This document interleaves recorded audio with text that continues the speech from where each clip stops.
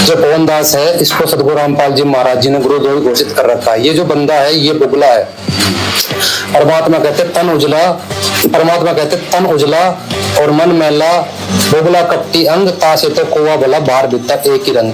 यानी जो बुगला होता है उसका ऊपर से तो बहुत वाइट दिखता है, लेकिन उसका मन जो है मैला होता है। लेकिन कोवा जो है बाहर से भी काला अंदर से भी काला, तो लोग उससे सावधान रहते हैं। लेकिन बुगले के जाल में लोग जल्दी फंस जाते हैं, क्योंकि बुगला बाहर से कुछ दिखता है और अंदर से कुछ दिखता है। तो ये पवन दास जो है बिल्कुल वैसा ही है। बाहर से तो पूरा ढोंग करता है सतसेवक का, मैं सतसेवक हूँ, और सतगुरु रामपाल जी महाराज जी के जय जयकारे लगाते, बंदी छोड़ सतगुरु रामपाल जी भगवान की जय, सारी सृष्टि के रचनार सतगुरु रामपाल जी महाराज। और दूसरी तरफ ये सतगुरु रामपाल जी महाराज जी को जो अपाहिज सिद्ध करने पे लगा हुआ है। इसका कहना है सतगुरु रामपाल जी महाराज जी ने 2014 से लेकर 2024 तक कुछ भी नहीं किया। जो कुछ कर रहा है मैनेजमेंट कर रहा है, उसके परिवार वाले कर रहे हैं, सतगुरु रामपाल जी महाराज कुछ नहीं कर रहे। इस अंधे का कहना है, इस डांगर का, जबकि सतगुरु रामपाल जी महाराज जी ने ही मैनेजमेंट बनाया है। और मैनेजमेंट के माध्यम से सतगुरु रामपाल जी महाराज जी सब कुछ कर रहे हैं। और ये जो बंदा है ये मैनेजमेंट पे सवाल खड़ा करता है। मैनेजमेंट पे सवाल खड़ा करने का मतलब है सतगुरु रामपाल जी महाराज जी के ऊपर सवाल खड़ा करना, क्योंकि मैनेजमेंट को सतगुरु रामपाल जी महाराज जी ने बनाया।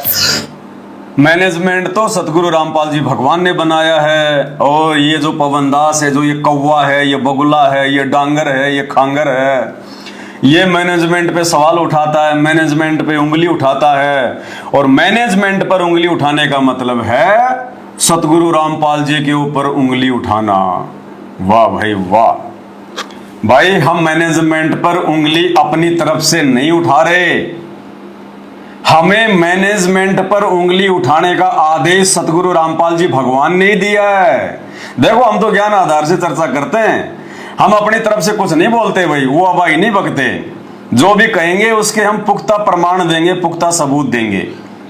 अगर मैनेजमेंट सतगुरु रामपाल जी भगवान ने बनाया है और मैनेजमेंट पे उंगली नहीं उठानी चाहिए, तो पहली बात तो आपका ये तर्क भी जो है ये गलत है, क्योंकि मैनेजमेंट अलग है और सतगुरु रामपाल जी भगवान जो है वो अलग हैं। मैनेजमेंट वाले जितने भी लोग हैं वो जीव हैं, वो एक स्त्री और पुरुष हैं, आप और हमारी तरह वो इंसान हैं। और मैनेजमेंट जिसने बनाया होगा वो है भगवान, परमात्मा, सतगुरु रामपाल जी भगवान। तो दोनों में रात दिन का अंतर हो गया, ठीक है। अब परमात्मा किसी को भी बना सकते हैं, कोई बड़ी बात नहीं है। परमात्मा किसी भी भगत को कोई भी सेवा दे सकते हैं, कोई बड़ी बात नहीं है। लेकिन ये कौन से शास्त्र में लिखा हुआ है कि वो परमात्मा जिस व्यक्ति को सेवा सौंप देगा वो कभी जिंदगी में गलती नहीं करेगा, या परमात्मा जो मैनेजमेंट बना देगा वो मैनेजमेंट जिंदगी में कभी कोई गलती नहीं करेगा? ये कौन से शास्त्र में लिखा हुआ है? ये गुरुजी ने कौन से जो है वो सत्संग में बोला? दूसरी बात, मैनेजमेंट के खिलाफ हम उंगली उठाते हैं तो कोई राग द्वेष ईर्ष्या के अनुसार नहीं उठाते। मैनेजमेंट ने हमारी कोई जमीन नहीं हड़प रखी है, हमारा कोई मकान पे कब्जा नहीं कर रखा है, वो हमारा कोई दुश्मन नहीं है। वो तो आप और हमारी तरह भगत है, दो कोटि का जीव है। बस अंतर इतना है, मर्यादा टूटने के चलते वो काल के अधीन हो गया। अब काल उसको मदारी के बंदर की तरह नचा रहा है। और वो मैनेजमेंट यदि ज्ञान के विरुद्ध कोई काम करेगा, भले ही वो संत रामपाल जी ने बनाया मैनेजमेंट है, अगर वो मर्यादाओं के विरुद्ध काम करेगा या चलेगा, या संगत में कोई ऐसा नाटक करेगा, आडंबर करेगा, पाखंड फैलाएगा, तो वही संत रामपाल जी भगवान का ये सत्संग रूपी आदेश है। भगत ने फिर ज्ञान आधार से उसकी पोल भी खोलनी चाहिए। देखा देखी में चलने के लिए संत रामपाल जी ने आदेशित नहीं किया। परमात्मा कहते हैं, कहे कबीर सोए जन मेरा, जो नीर खीर का करे निबेरा। जो सही और गलत को देखकर आगे बढ़ेगा, आंख बंद करके नहीं चलेगा, गुरुदेव कहते हैं वो मेरा असली भगत है।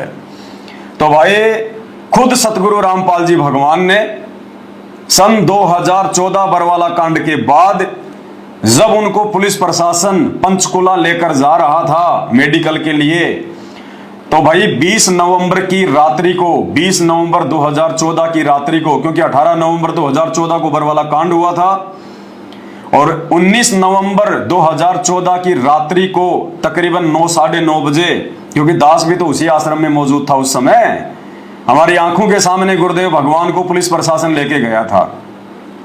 तो जब आश्रम से गुरुजी को रात में पुलिस प्रशासन लेके गया और रात के 1 बजे जब एम्बुलेंस से गुरुजी चंडीगढ़ के पंचकुला मेडिकल कॉलेज में और अपने मेडिकल के लिए पहुंचे, और जैसे मेडिकल से गुरुदेव बाहर निकले उसी समय मीडिया ने उनसे सवाल जवाब करने शुरू कर दिए, और गुरुदेव ने स्पष्ट रूप से कह दिया कि मैंने बरवाला कांड में कुछ नहीं किया, जो भी किया वो राष्ट्रीय समाज सेवा समिति ने किया। अब ये राष्ट्रीय समाज सेवा समिति क्या है?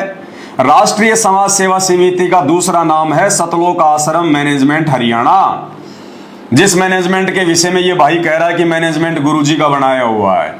उसी मैनेजमेंट ने अपना नाम रखा सन 2010 में राष्ट्रीय समाज सेवा समिति RSSS, यानी वो के वो लोग, वही गुरुजी के बेटा बेटी, उनके भाई, उनके रिश्तेदार, ये स्टेट कोऑर्डिनेटर, वही सारे के सारे लोग, इन सभी लोगों ने मिलकर एक समिति बनाई काल की सुनियोजित चाल के तहत, जिसका नाम रखा राष्ट्रीय समाज सेवा समिति।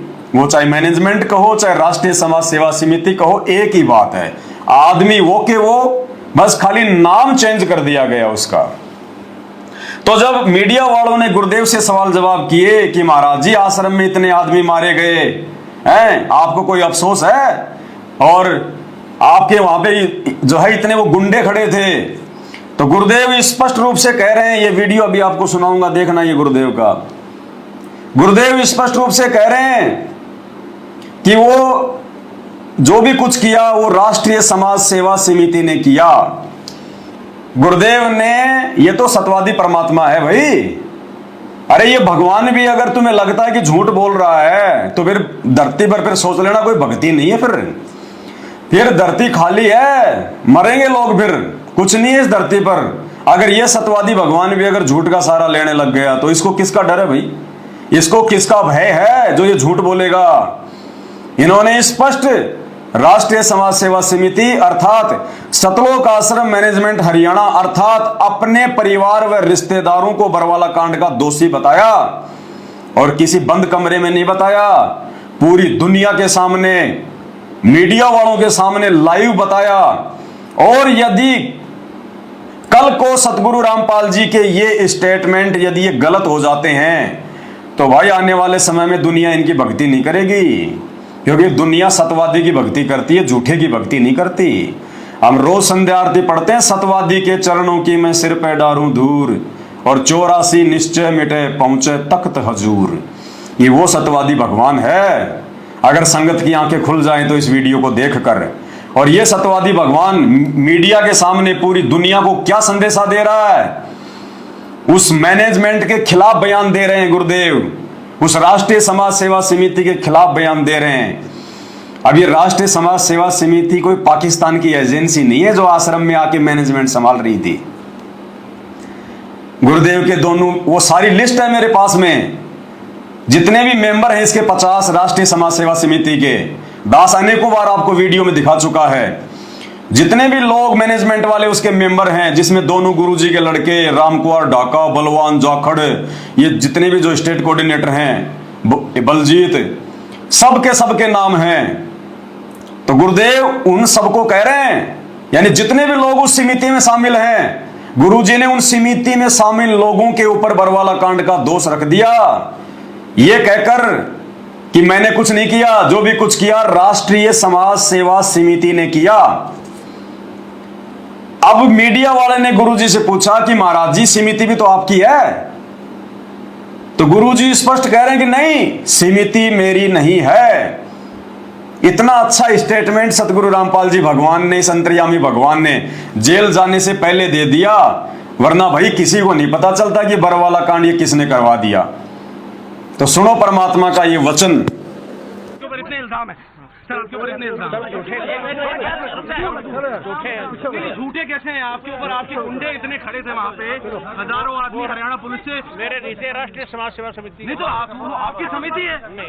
अरे आपकी समिति है बाबा, आप अपने आप को संत कहते हैं आप। इस अंतर्यामी भगवान ने, इस सतगुरुदेव भगवान ने, इस सत्यवादी भगवान ने जो कहना था सब कुछ कह दिया।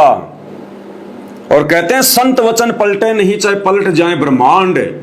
जो सतगुरु रामपाल जी भगवान ने अपने इस वीडियो में पूरी दुनिया के सामने सतलोक आश्रम मैनेजमेंट को बरवाला कांड का दोषी ठहरा दिया है, ये वचन उनके पलट नहीं सकते। संत वचन पलटे नहीं, पलट जाए ब्रह्मांड। स्पष्ट कह दिया कि बरवाला कांड का मुख्य दोषी राष्ट्रीय समाज सेवा समिति अर्थात मैनेजमेंट है, और मालिक ने वो कसर भी छोड़ निकाल दी। परमात्मा ने मीडिया वाले से ये सवाल भी करवा दिया उसके अंदर ये प्रेरणा करके कि बेटा ये तो पूछ ले कि वो समिति मेरी है कि नहीं है, मैंने बनाई है कि नहीं बनाई है। तो मीडिया वाला बोला महाराज जी समिति भी तो आपकी है। अंतर्यामी गुरुदेव बोलो नहीं भाई मेरी समिति नहीं है, एक बार फिर से सुन लो। आपके ऊपर इतने इल्जाम है सर, आपके ऊपर इतने इल्जाम झूठे कैसे हैं आपके ऊपर? आपके गुंडे इतने खड़े थे वहाँ पे, हजारों आदमी हरियाणा पुलिस से। मेरे नीचे राष्ट्रीय समाज सेवा समिति नहीं तो आपकी समिति है। अरे आपकी समिति है बाबा। मीडिया वाला बेचारा चिल्लाता रह गया कि बाबा आपकी समिति है, बाबा आपकी समिति है, और बाबा जी कह रहे नहीं नहीं नहीं, ये समिति काल की है, ये समिति ज्योति निरंजन की है, ये समिति हमारी नहीं है। स्पष्ट रूप से मना कर दिया गुरुदेव भगवान ने। भाई और बहनों, आज के इस वीडियो में बहुत सारे नए जो भगत भाई बहन हैं जिनको बरवाला कांड के बारे में कुछ नहीं पता है, जिनको बेचारों को आश्रमों में बुला बुला के ज्योति पाठ दान धर्म के नाम पे लूटा जा रहा है, आज उनकी आंखें खुलेंगी। आज कहते हैं मैनेजमेंट की हर बात माननी पड़ेगी। क्यों? क्योंकि मैनेजमेंट को सतगुरु रामपाल जी महाराज ने बनाया है। भैया हम कोई बाध्य नहीं है मानने के लिए। ये कौन से सत्संग में कहा सतगुरु रामपाल जी भगवान ने कि मैंने ये मैनेजमेंट बना दिया और अब तुम भक्तों ने इस मैनेजमेंट की बात माननी पड़ेगी? अगर मैनेजमेंट की बात माननी है तो फिर सतगुरु रामपाल जी भगवान का मतलब क्या रह गया? फिर सतगुरु रामपाल जी भगवान के सत्संगों का, उनके वचनों का फिर क्या मतलब रह गया?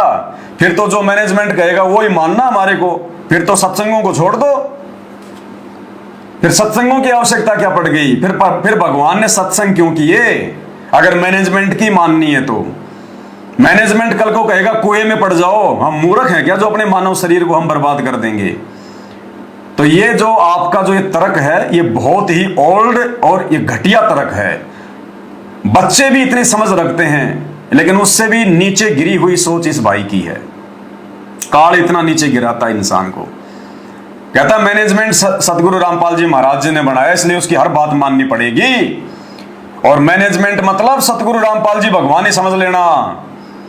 भाई ये काल, ये दुर्गा, ये ब्रह्मा विष्णु महेश, ये किसने बनाए हैं?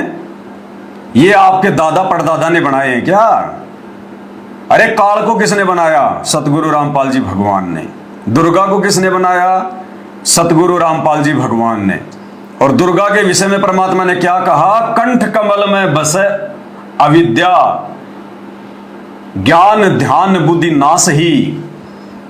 कि जो ये दुर्गा है ये कंठ कमल में निवास करती है और ये भगत के ज्ञान योग को समाप्त करती है, ये दुर्बुद्धि लेके आती है। तो भाई हम दुर्गा की बात मान लें फिर तो हमने दुर्गा की हर बात माननी पड़ेगी, क्योंकि दुर्गा तो श्रीमद् देवी भागवत पुराण के 7वें स्कंद में पेज नंबर 428 पर या 462 पर कह रही है राजा हिमालय को उपदेश देते समय कि राजन और सब बातों को छोड़ दे, ब्रह्म की पूजा कर, काल की पूजा कर। तो फिर तो सभी भक्तों ने दुर्गा की बात मान लेनी चाहिए, क्योंकि दुर्गा को भी तो गुरुजी ने बनाया है, सतगुरु रामपाल जी भगवान ने बनाया है। उस काल की बात भी मान लेनी चाहिए। फिर तो काल की बात भी मान लेनी चाहिए जो कहता कि मैं ही हूं सबसे बड़ा भगवान, मेरे से बड़ा पुरुष और कोई नहीं है, मेरी शरण में आने के बाद जीव की जन्म मृत्यु नहीं होती, फलाना नहीं होता। फिर तो काल की बात भी मान लेनी चाहिए, फिर तो उसी की भक्ति करनी चाहिए, क्योंकि काल को भी तो सतगुरु रामपाल जी भगवान ने बनाया है। और भाई फिर देवताओं के राजा इंद्र को भी सतगुरु रामपाल जी भगवान ने बनाया है। और देवताओं का राजा इंद्र मांस भी खाता है, वो दारू भी पीता है, वो वैश्यावर्ती भी करता है, जैसे गौतम ऋषि की पत्नी अहिल्या के साथ किया। तो फिर तो हमने हमारे भाई साहब इंद्र के साथ मिलकर, क्योंकि गुरुजी ने बनाया है ना, अब हर बात माननी पड़ेगी, क्योंकि इंद्र का आदेश मतलब गुरुजी का आदेश, काल का आदेश मतलब गुरुजी का आदेश, दुर्गा का आदेश मतलब गुरुजी का आदेश। तो फिर तो इंद्र के साथ मिलके हमने भी रंगरेलियां मनानी चाहिए। अपने सभी कोऑर्डिनेटरों को बोलो फिर तो मनाओ रंगरेलियां, करो मौज मस्ती, क्योंकि गुरुजी ने तो सब कुछ बनाया है। ये अध्यात्म है, अध्यात्म है। या तुम्हारे अपने मनमुखी वचन नहीं चलेंगे, मनमाना आचरण नहीं चलेगा। ये सतलोक आश्रम मैनेजमेंट हरियाणा के सिर पे ये डंडा खड़ा कर रखा है। परमात्मा ने सात संगति रूपी ये डंडा, इनके हर कर्म कुकर्म पर परमात्मा ज्ञान आधार से वीडियो बनवा के इनको सीधा रखते हैं। अन्यथा ये जो है ये धरती का सत्यानाश कर दे, ये लोग धरती का सत्यानाश है।